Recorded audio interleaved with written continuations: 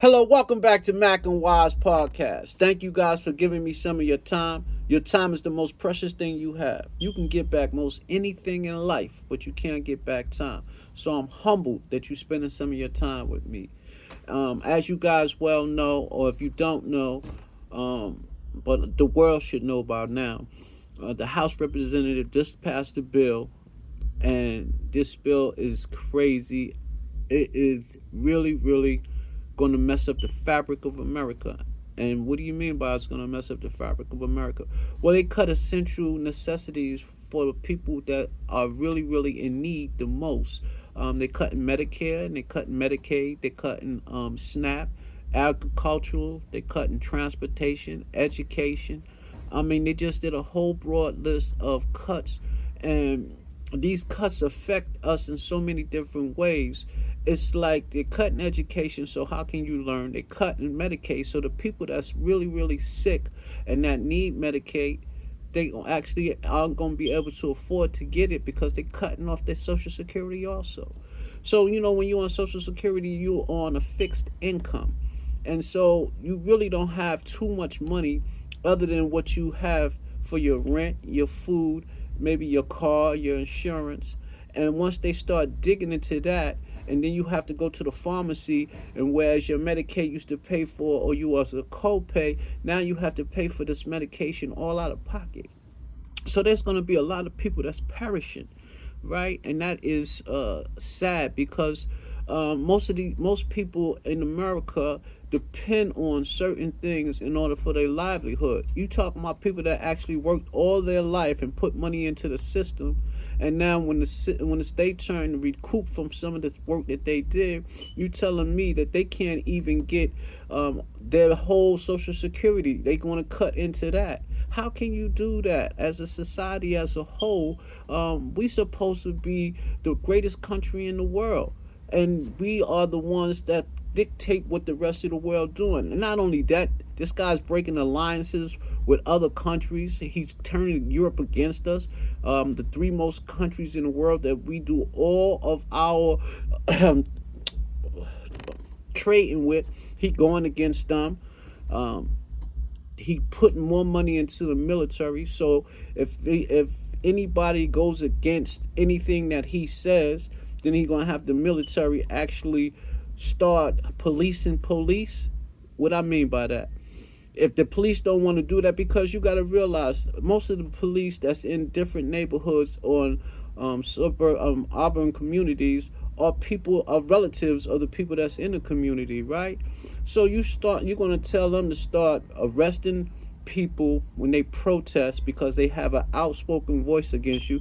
Like we seen some stuff in Idaho the other day when a lady was totally dragged out of a town hall meeting because they said she was breaking it up. You have Congress people that's when they in a House of Congress and they saying certain things about what the president is doing and the agenda that he has, they're being shut up and mutilated and tell them they got to get out. They not conducting the correct procedure because they having an outspoken voice. So it's really, really becoming where the media is controlling the outlet of what is said and what can be said and what ain't said. If you saying something against the president of the United States, then you're going to be banned from going to being able to interview him. You're going to be banned from, or you can lose your job, right? Your livelihood, right? So it's coming down to a point where if you say something, you're going to be able to lose your livelihood. If you protest, then they're going to get more police so that they can. What they're going to say is they need order in the country. Because people are not going to stand for their relatives dying. They can't feed their kids. It's it's getting to a point where you can see the anarchy. You can see what's going on, and people are not. This is not back in the 20s or the 30s where people are going to just lay down and die and let the country go to aristocrats and bureaucrats and oligarchs. No, it's going to be a lot of protesting.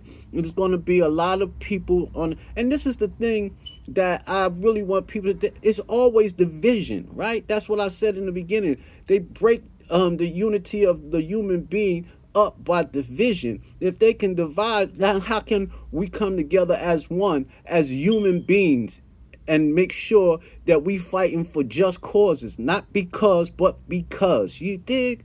So I just had to get that out, because the way the House just did that, it's going to really affect the fabric of America. And I want us to stand strong, and I want us to come together in a unified force. There's always going to be, because I believe if you're going against the Constitution of America, then you don't really have a right to be in America. You understand? These laws was founded not just to protect one set of people, but protect all people. You understand? And they're going against that. They don't care anymore about what the Constitution said. And I believe deep down inside that if the Supreme Court keep allowing that, that's why I said no one should have a tendency for a lifetime in any office, right? Because every year people minds change, things change, and you can be manipulated, and can be persuaded to go certain ways. And if people aren't able to get you out of office, and you able to be there because we gave you a lifetime tendency in that particular office, then it's no telling what you would do for somebody else that you loyal to. So we got to start at the head and go down, man. This has been Mac and Wise Podcast. Peace.